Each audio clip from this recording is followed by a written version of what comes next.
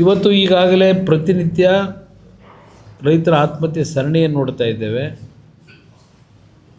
ನಮ್ಮ ಕಾವೇರಿ ಜಲಾನಯನ ಪ್ರದೇಶದಲ್ಲಿ ಜಲಾಶಯಗಳು ಭರ್ತಿಯಾಗಿಲ್ಲ, ಖಾಲಿ ಇದೆ. ಇವತ್ತು ನಮ್ಮ ಕಾವೇರಿ ಕ್ಯಾಚ್ಮೆಂಟ್ ಏರಿಯಾದಲ್ಲಿ ಇರತಕ್ಕಂಥ ಜಲಾಶಯಗಳಲ್ಲಿ ನನಗಿರ್ತಕ್ಕಂಥ ಮಾಹಿತಿಗಳು ಬಹುಶಃ 54-55 TMC ಈ ಎಲ್ಲ ಜಲಾಶಯಗಳಲ್ಲಿ ಇರ್ತಕ್ಕಂಥ ಒಂದು ನೀರಿನ ಪ್ರಮಾಣ 54-55 TMC ಇದೆ. ಇವತ್ತು ಈ ತೀರ್ಪೇನು ಕೊಟ್ಟಿದ್ದಾರೆ, ನಾನು ಪ್ರಥಮವಾಗಿ ಈ ತೀರ್ಪಿನ ವಿಷಯದಲ್ಲಿ ಈ ಕಾವೇರಿ ನಿರ್ವಹಣಾ ಪ್ರಾಧಿಕಾರದಲ್ಲಿದ್ದಾರಲ್ಲ, Cauvery water management authority, Cauvery water regulatory authority, ಈ ಎರಡೂ ಸಮಿತಿಯಲ್ಲಿರ್ತಕ್ಕಂಥ ಸದಸ್ಯರುಗಳಿಗೆ ನಾನು ಒತ್ತಾಯ ಆಗ್ತಕ್ಕಂಥದ್ದು, ನೀವು AC ರೂಮ್ನಲ್ಲಿ ಕೂತ್ಕೊಂಡು ಡೆಲ್ಲಿಯಿಂದ ತೀರ್ಮಾನ ಕೊಡ್ತಕ್ಕಂಥದ್ದಲ್ಲ. ಇದು ಪ್ರಮುಖವಾದಂಥ ವಿಷಯ. ನನ್ನ ಮಾಧ್ಯಮ ಸ್ನೇಹಿತರ ಮುಂದೆ ಇದಕ್ಕೆ ನಾನು ಡಿಮ್ಯಾಂಡ್ ಮಾಡ್ತಾ ಇದ್ದೇನೆ, ಅವರಿಗೆ ಸಲಹೆ ಕೊಡ್ತಾ ಇದ್ದೇನೆ. ನೀವು AC ರೂಮಲ್ಲಿ ಕೂತ್ಕೊಂಡು ತೀರ್ಪು ಕೊಡೋದಲ್ಲ ಇದು. ನಮ್ಮ ಭಾಗದಲ್ಲಿ ಕಾವೇರಿಯ ಕ್ಯಾಚ್ಮೆಂಟ್ ಏರಿಯಾ ಏನಿದೆ ನಮ್ಮ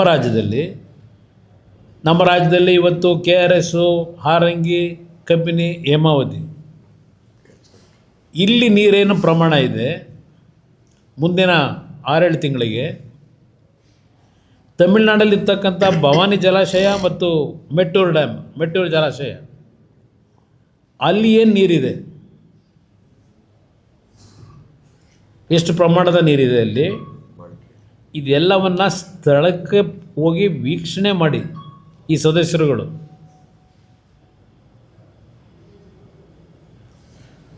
ಆ ರಾಜ್ಯದಕ್ಕೂ ಹೇಳಬೇಕಾಗ್ತದೆ, ತಮಿಳುನಾಡಿಗೆ ನಿಮಗೆ ಕುಡಿಲಿಕ್ಕೆ ನೀರಿನ ಒಂದು ಕೊರತೆ ಇದ್ದರೆ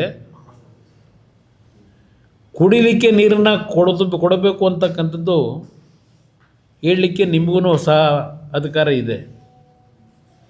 ಇವತ್ತು ದೇಶದಲ್ಲಿರ್ತಕ್ಕಂಥದ್ದು ಮೊದಲು ಕುಡಿಯೋ ನೀರಿಗೆ ಆದ್ಯತೆ ಕೊಡಬೇಕು ಅಂತಕ್ಕಂಥದ್ದು.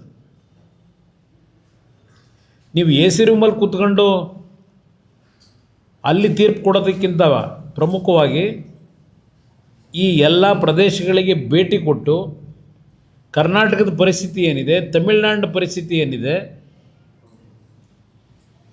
ಇದನ್ನು ಗಮನಕ್ಕೆ ತೆಗೆದುಕೊಳ್ಳೋದ್ರ ಮುಖಾಂತರ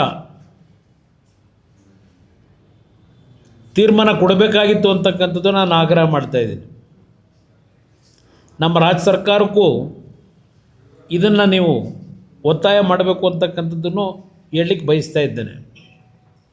ನಮ್ಮ ಜಲಾಶಯಗಳಲ್ಲಿರ್ತಕ್ಕಂಥ ನೀರಿನ ಮಾಹಿತಿ ಏನಿದೆ, 54-55 TMC ನೀರಿದೆ ಈಗ.